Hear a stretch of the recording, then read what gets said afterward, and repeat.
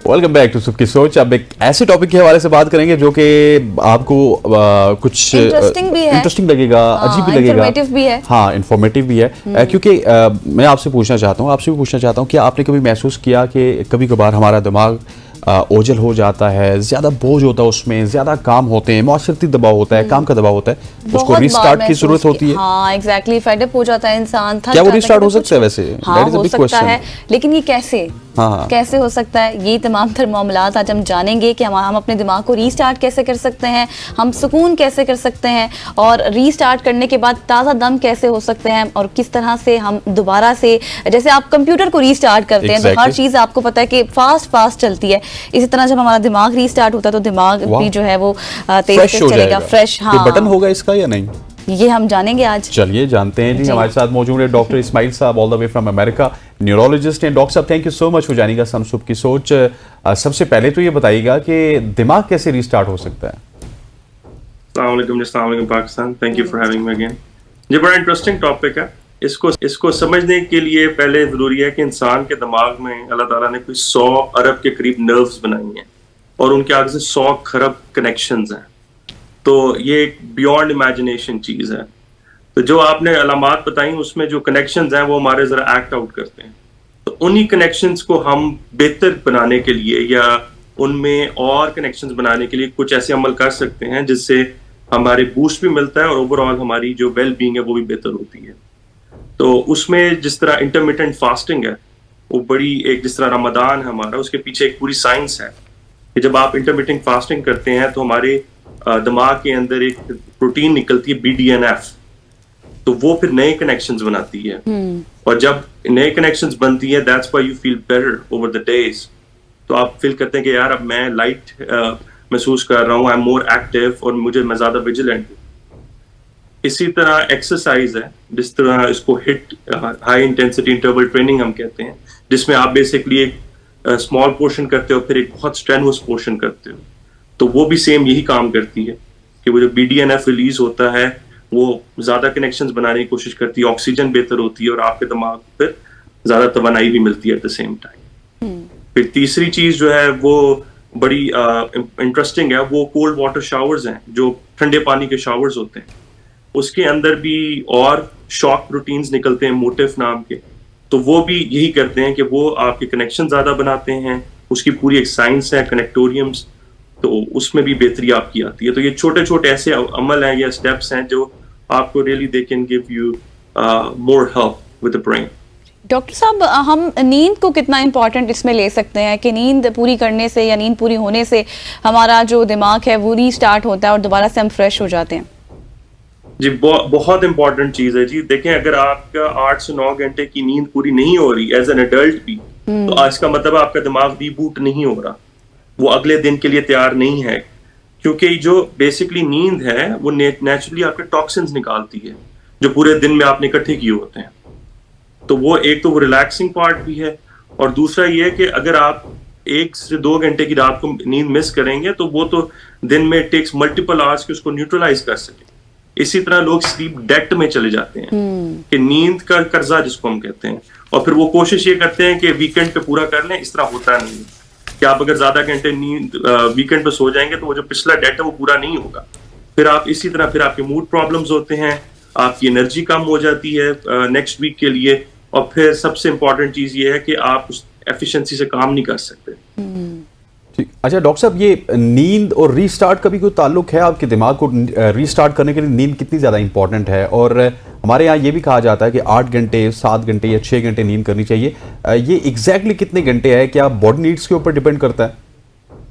जी, bodily needs पे तो depend करता है, लेकिन जो गाइडलाइंस वो ये हैं कि आपकी स्केड्यूल्ड नींद होनी चाहिए। That's more important. कि अगर आप की रात 10 बजे से लेकर सुबह 6 बजे तक आप एक स्केड्यूल में, तो आप उसी स्केड्यूल में रहें।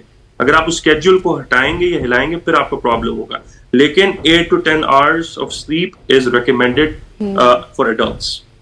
और ये रीबूट ही तो फिनोमेना है, यही नेचर का एक फिनोमेना है, क्योंकि हमारे पास नाइट विजन नहीं है, हम रात को देख नहीं सकते, तो इसीलिए हम नेचुरली ह्यूमंस इवॉल्व हुए हैं कि हम रात को सोएं ताकि हम आपको रीबूट करें। जिस तरह आउल है, उसके पास नाइट विजन है तो वो रात को उठ सकता है और दिन में सोता है। तो ये तो नेचुरली हमारा इवॉल्वमेंट इसी तरह है। ठीक, जैसे कि डॉक्टर साहब अभी आपने बात की कि नींद और फिर उसके बाद 8 से 10 घंटे जो है बहुत ज़्यादा ज़रूरी है कि आप अपनी नींद को पूरा करें, तब आपका दिमाग रीस्टार्ट होगा, फ्रेश होगा। लेकिन आज कल हम देख रहे हैं कि इतनी मसरूफ़ ज़िंदगी है कि इस मसरूफ़ ज़िंदगी में हमारे पास टाइम ही नहीं है अपने दिमाग को हम कैसे रेस्ट दें, कैसे जो है वो काम का बोझ कम कैसे करें और फिर उसके बाद हम फ्रेश नज़र आएँ। जी बिल्कुल, ये इंपॉर्टेंट बात है और इसलिए आपको इसको सप्लीमेंट करना है एक्सरसाइज के लिए और अच्छी ग़िज़ा के साथ, ओमेगा फैटी एसिड्स के साथ, और 150 minutes of exercise in a week. ये तो रिकमेंडेड है WHO के, यानी 30 मिनट्स की जो एक्सरसाइज है वो तो मिनिमम है।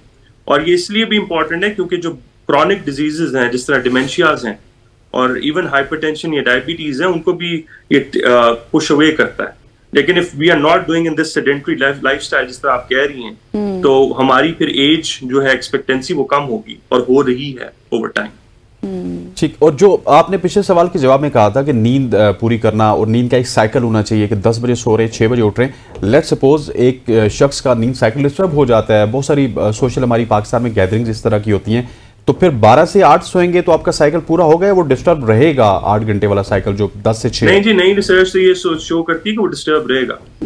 अच्छा, वो जो अब इसीलिए schedule time is more important than number of hours. और आप बेशक ये करके भी देख लें तो you won't feel as fresh. तो this is what our now research shows us. इसीलिए number schedule time with the proper schedule is important than number of hours.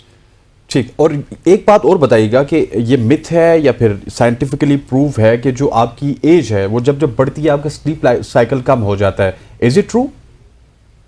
नहीं जी, ये सही बात है। ये आपकी जो रेस्टिंग स्लीप है उसको REM जिसको कहते हैं वो डिक्रीज करती है। इसीलिए तो आपकी जो नाइट टाइम अवेकनिंग्स हैं वो भी बढ़ जाती हैं और उसमें प्रॉब्लम्स होती हैं। So that is absolutely correct. तो आप रेस्टफुल्ली आप स्लीप नहीं करते, आप नाइटमेयर्स होते हैं, नाइट टेरर्स होते हैं, स्लीप वॉकिंग भी कुछ लोगों में हो जाती है। डिमेंशियाज में तो बहुत कॉमन प्रॉब्लम है।